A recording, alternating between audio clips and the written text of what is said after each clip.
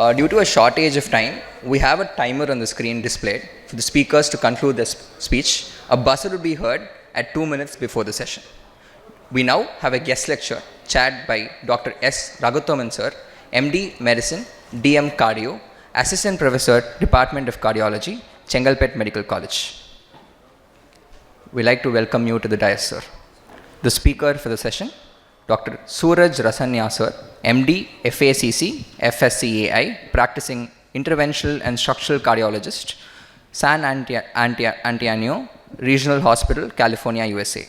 He'll be talking about how, why, and when to intervene, tools available in 2022 in Cardiac Catheterization Labs. Welcome to the dais, sir. Digital. Dr. Suraj Rasania, sir. Yes, sir. Good morning, friends. We can start. Good morning, everyone. Thank you for having me here to talk about this topic. I'll be brief, about 15 to 17-minute talk, and then we'll leave some time for some questions. I'm Suraj Rasania. I'm a practicing interventional cardiologist in Southern California in United States. And I'll share my contact information with everyone towards the end on the last slide. So I was asked to talk about why we do angiograms, when we do it, why we do it, and how we do it. So I'm going to try to focus on just the technique and why it's done and which patients need it, and how we put in stents and stuff like that. These are my disclosures, and the objectives for these few minutes is get to understand what we do during heart procedures, what does the procedure room look like, pre and after care for the patient, how we take the imaging of the coronary blood vessels, how we fix these blockages, do angioplasties and stents, as well as multiple other advanced tools that we have that we can use that in very tough blockages. And what do you do to avoid restenosis of these stents are important. And again, ask questions. No question is ever a bad question. Just everyone learns together. So when do the patient need an angiogram? So we usually do angiogram in patients who have chest discomfort in spite of being on good medical therapy, which is anti-anginals, beta blockers, long-acting nitrates, as well as calcium channel blockers and ranolazine. And still they have symptoms. Now, again, in diabetes, since this is the GCDC, in diabetics, again, all of you are aware that they don't have typical angina, and they could have any sort of index angina symptom that may not be chest discomfort. So keep that in mind. But also in patients, when they have symptoms along with an abnormal stress test or physiologic testing, also when they have symptoms with an abnormal coronary calcium score, and also before any surgeon, if they have valvular heart disease, surgeons usually want to know the coronary anatomy on these patients. So what does the procedure room look like? This is how it looks like. Usually quite a bit of equipment here. I mean, if you're a cardiologist, you've seen this, done this. It's your bread and butter every day. This is in a more simpler version of it. This is the C-arm camera. This is the screen where we get and see all the pictures and decide what to do based on those. And this is where the patient lays. The patient's head is on this end and the feet are on this end of the table. And then we, of course, have some pedal controls and also some hand controls over here that control radiation parameters and other stuff like taking orthogonal pictures of all the blood vessels. So before the procedure, just a few things. We always recommend stop any sort of anticoagulants about 3 days prior. You do not need to stop antiplatelets, aspirin, clopidogrel, none of those need to stop, but you have to stop any sort of anticoagulants. Don't eat anything after midnight, NP after midnight, especially if it's a before noon procedure the next day. If it's afternoon procedure, we usually say 6 to 8 hours of NPO is okay, so they can have a very light breakfast the same day. Okay to take the morning medications with some water, and we always use conscious sedation in patient. That's why we'll need a ride back home from the hospital after the procedure. You know, how is it performed? We usually try to go through the radial artery and in general, radial has been shown to be safer for all these kind of cardiac catheterizations. It takes on average anywhere from 15-20 minutes to do diagnostic imaging. And if stents are needed, depending on how complex the stent is, what equipment you need to use, how tortuous it is, and other factors, it takes anywhere from 25 to 60 minutes on average to fix the blockage.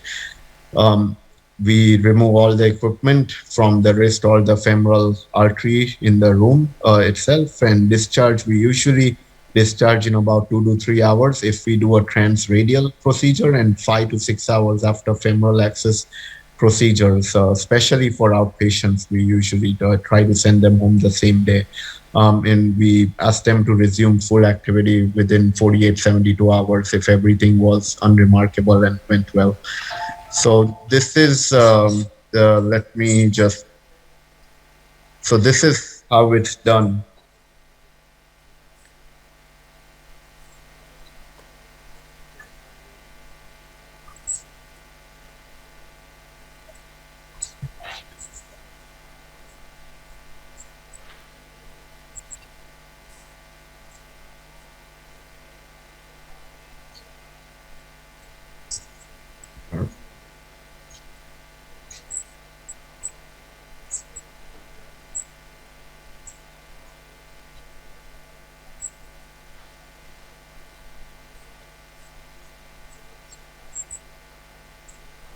So this is again in general how we do the angiogram. These tubes that we put in, they're roughly about 2 millimeters in diameter. So you can imagine pretty small tubes, and through that we inject that contrast, and it lights up on the screens and displays in front of us. This is how the images look like. On the left side, this is normal angiographic imaging, where you see nice smooth blood vessels, the coronaries. This is left main divided into the LAD and the circumflex, and this is the right coronary artery. And again, this looks pretty good.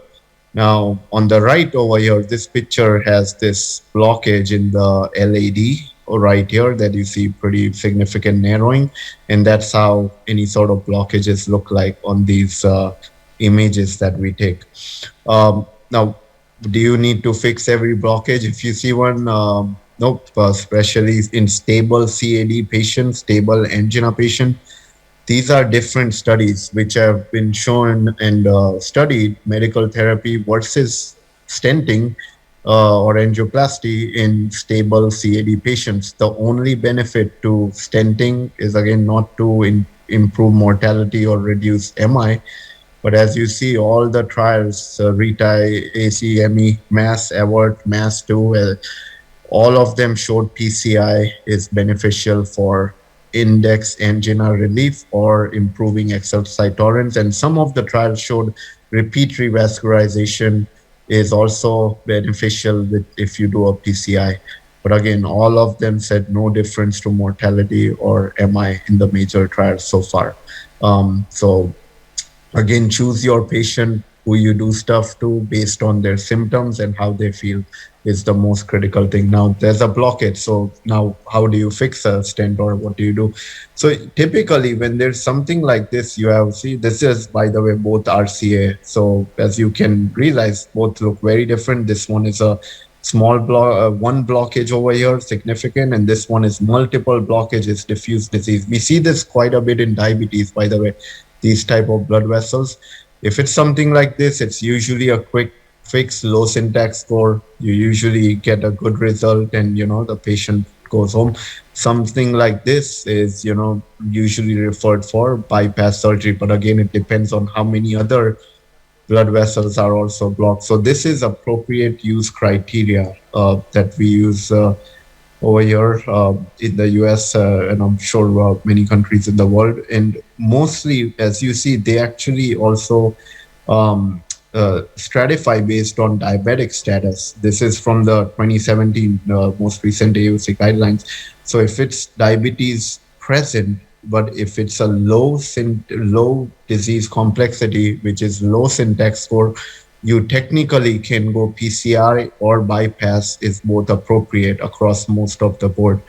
But if it's a high syntax score, as you see down here, and you do have diabetes, usually bypass is better, while the PCI category in yellow is a maybe. So again, you have low syntax score, three vessel disease, diabetic, try to do PCI based on these tables, especially if they are having ischemic symptoms on one or more anti-anginal agents. And if it's a high syntax score, prefer again, bypass would be better for them. So this is how this is one of the recent cases that I did at our hospital. This is, by the way, an Impella catheter. You see right here, the patient already um, got an angio initially, and then they sent the patient to fix this circumflex lesion right here, 99% lesion over here that you see. So initially what we do is we put in a wire. You see this, the straight line, that's a coronary wire that actually is going through the blood vessel. We feed it into the blood vessel. Over the wire, we put this balloon. This is a angioplasty procedure, just angioplasty so far. And then we usually, after the balloon, we usually do a stent, and this is the final result of that same patient. So again, this is before and after for that patient. You'll see this is before to the left, this is after to the right with the stent procedure. 99.9% of the procedures, we always do a stent. We don't just put a balloon angioplasty. Again, higher chance of restenosis, and that's the reason there have been stents around, and specifically drug-eluting stents. So what if, the most 90% of the blockages we fix with stents usually are type A lesions, straightforward single lesion, not much calcium. But what if there's like some stuff going on, like it's heavily calcified lesion, quite tortuous vessels, or significant heart failure, low EF, blood clots? Again, it's 2022. No matter where you are in the world, there is technology, equipment is much different. And I know in India, I know every center, or I shouldn't say every center, but a lot of big centers do have all the equipment and technology that I'm going to talk about in the next few slides to take care of more complex blockages. So it's like opening up this is a standard toolbox, and now let's open up the big toolbox for those few 10% patients who need advanced technology. So first thing is, this is the laser. Laser, is really good for, this is a small catheter which actually tries to debulk and modify the tissue. And it does it by using photothermal, photokinetic, and photochemical energy to try to debulk all the tissue and modify the tissue so that it can make a nice tunnel. So for stents and equipment to pass by, this is really good in chronic total occlusions as well as in-stent restenosis as well. We've used it quite a bit, and with very, very good success, because whenever you can get a wire through the lesion, but you can't get any balloon, any stent or anything like that, usually we try to put a laser over the wire, and it does the trick. So this is the rotablation atherectomy. Again, another type of debulking device where we have a burr like this, about 1.25 to 2 millimeter in diameter, depending on the vessel size we choose it. And this usually rotates pretty high speeds, about 160,000 rotations a minute over here, and it tries to chisel out through, it's like a drilling device, rotor. It tries to chisel out through all that hard calcium and plaque.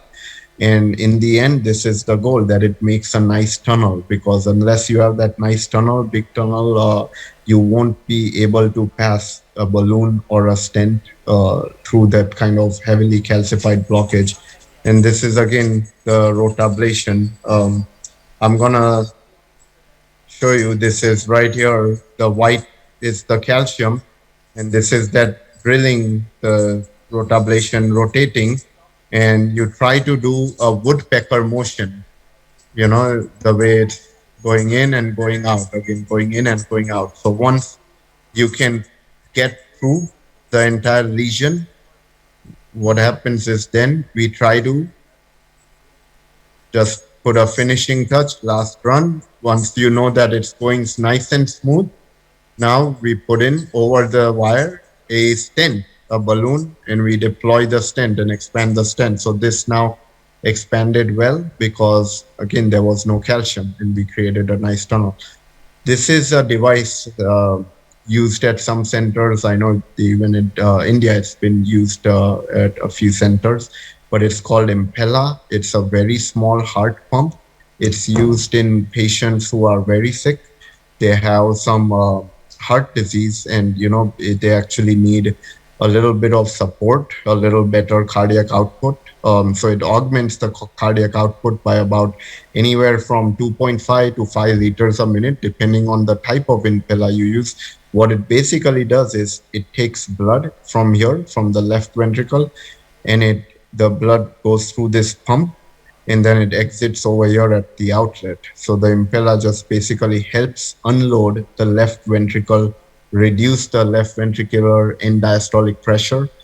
In turn, it actually reduces ischemia as well and helps, specifically, it helps cardiogenic shock patients, and especially those who are not also candidates for bypass surgery and they have bad CAD. We usually use this device to just help us give an extra layer of protection for the heart while we do the PCI and while we try to do a complex multi-vessel PCI procedures.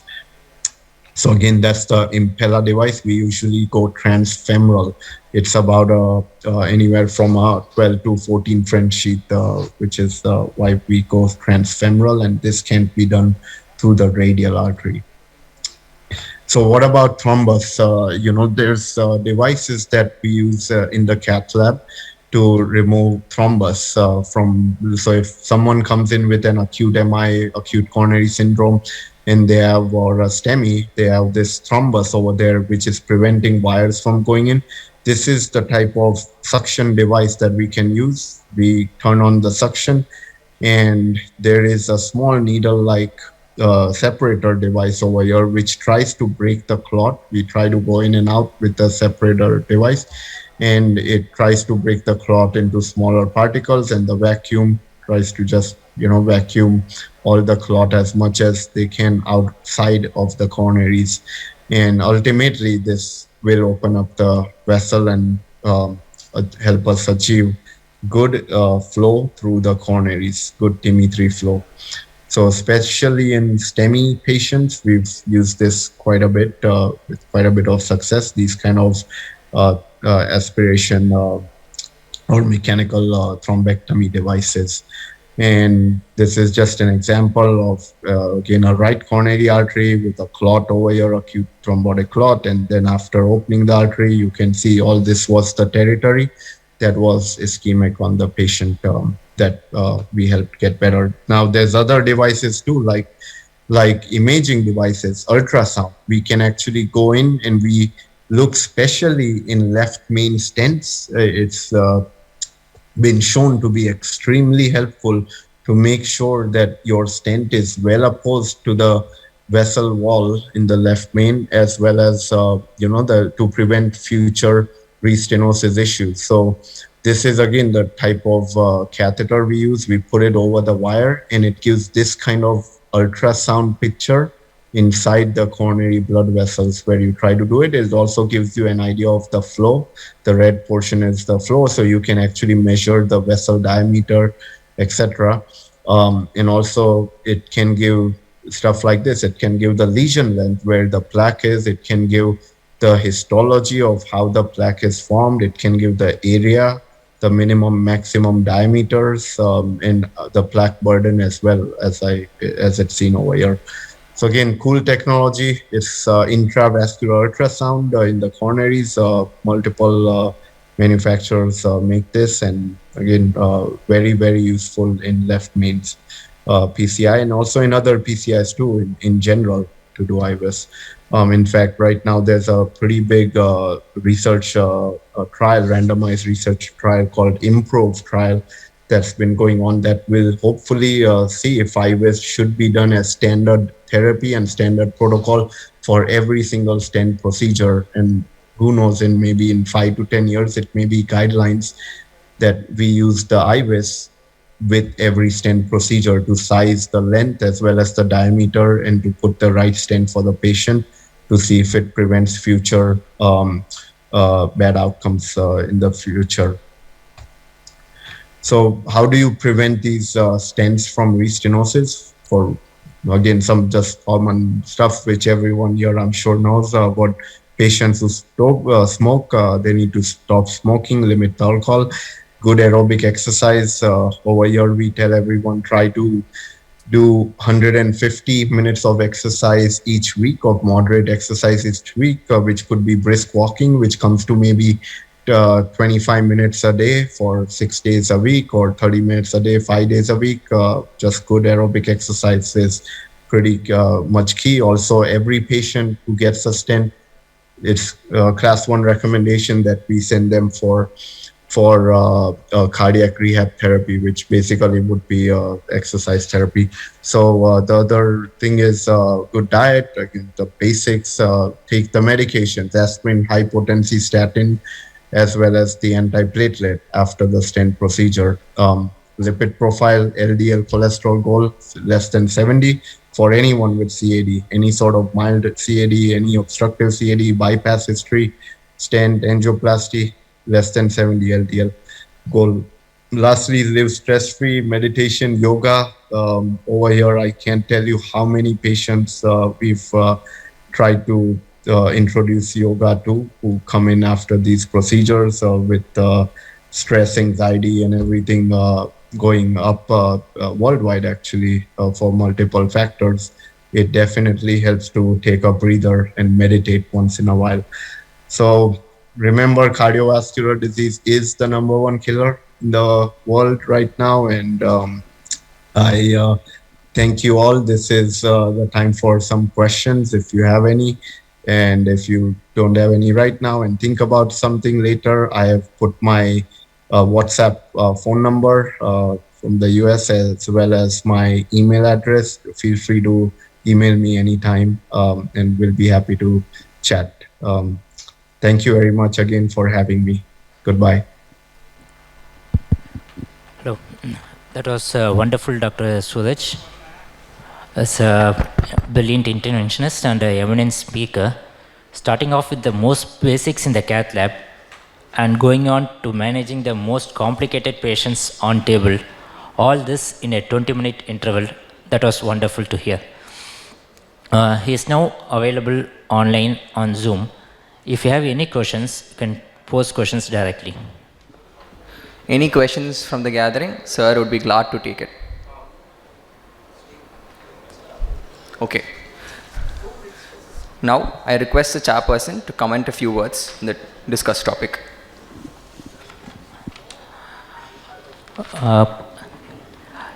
The initial phases of patients that he showed is the most basic type A lesions that we commonly encounter on table. And he has been managing the most difficult patients, like the ones with clot busters. And he showed you how to break the calcium with rotablator, which was earlier used. Now it's more of a laser device which you use to cut down the calcium. And thrombus aspiration, especially in an acute setup, does help to restore patency, especially in young MIs, where just removing the clots without a stent can help the patient as well. IVS, intravascular ultrasound, is being used nowadays to just place the stent in position and make sure the stent is opposed to the wall. If not, there's a high chance of reocclusion. And after IVS, now we use OCTs, optical coherence tomography, to visualize the vessel wall well. You can see whether it's calcium, whether it's fibrosis, whether it's just a lipid calcium. We need to use a rotablator, and what type of stent and what size of stent exactly should be used to fix the lesion, so that there's no further reocclusion in future. So that was a wonderful presentation. Thanks. We'll move on to the next guest lecture. So the next guest lecture will be chaired by Dr. Pichmani sir, organizing chairman. And we have our next speaker, Dr. S.N. Narasingan sir, MD, FRCP, FACP, FICP, FCCP, USA, Vice Chairman, Lipid Association of India,